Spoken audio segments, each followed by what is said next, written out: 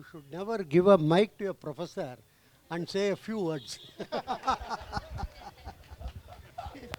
It doesn't happen like that. Anyhow, so our good friend, she was mentioning about we lost in between and now we are reviving. And of course, he had his own point on that. I was just remembering what actually took place. Interesting. In 1980s, first time the Japanese were planning to export cars to Europe and US. So that time there were a lot of skepticism. Wall Street Journal and New York Times told Japanese what cars, maximum these metallic cars, small ones which the children use, that they would be sending. This is what the cartoon they did, and they were very not sure at all. But Japanese did send cars, and slowly it picked up. And within 3-4 years, they had a good market share, 5 to 6%. Or many people were buying it as a second car and all that. And there was also this fuel price increase. So the small cars were very useful. And so many ways they tried to reduce it. Like France told, all cars can be imported only through Marseille, so one particular port, and all documentation only in French. We won't accept in any other language, English, Japanese, nothing. Only 4 or 5 cars were processed per day. And still the market was coming up. So they were really puzzled. Where from these people are making cars?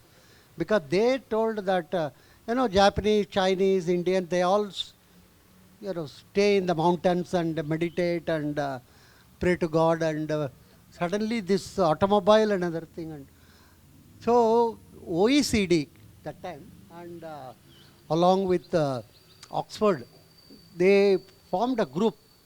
Angus Madison, one of the very renowned Norwegian economists, he was head of that 50-member team to study how did this come about.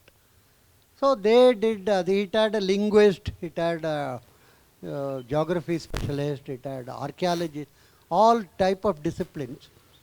They came out with a very interesting study. They told from 1st century after Christ, AD, 2nd century, 3rd century, every century, till 1828, correct. India and China had more than 50% of the global income. Every century, end of every century, these two countries were the dominant.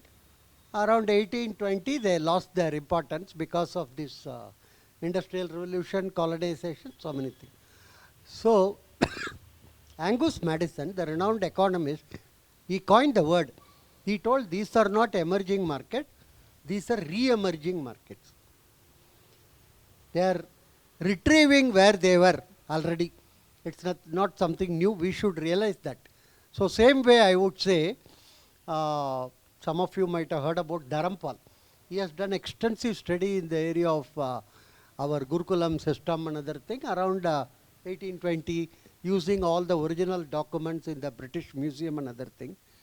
He found that there were huge number of schools and other thing, which were destroyed due to English education, Macaulay and all that thing. So he mentioned also the same thing. We have to retrieve where we are. I think this is one of the important steps and milestone in trying to retrieve where we were. It's not something new or anything. It's there as what the Russian call ambient conflict. It's a coal which is burning, but not on a full fire, nor it is completely gone. It's covered with ash.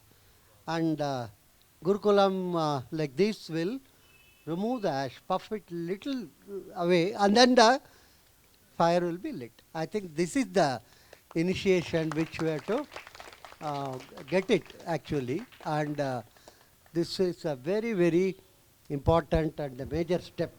And she told about our own children as well as I think the mothers will play a very, very major role. in terms of this thing. I always maintain every platform. I tell them. My British colleague once asked me why Indian mothers are obsessed with their children's education. You know, he has observed it. He has come to India also. He said India, Indian mother and Chinese mothers are so much thinking about their children's education, where to, which is, everybody knows actually. Other day I was in another home and I asked the, boy, which class you are studying. The father told 6th standard. The boy told, Appa, I am in 8th standard. So that is the, fathers won't much know about, but ask the mother, she will know what is his homework, who are his girlfriends, all these worries will be there. What type of thing he is looking at the. So I told my colleague at US, you don't understand, our Indian mothers are so obsessed for the simple reason, every married woman wants her children to be better than her husband. Very simple. Because this cannot be rectified. This cannot be changed at this age, So what my sister says, at least furniture we can move around. But people like you, what do we do? Nothing. You, where you are, you sit like that.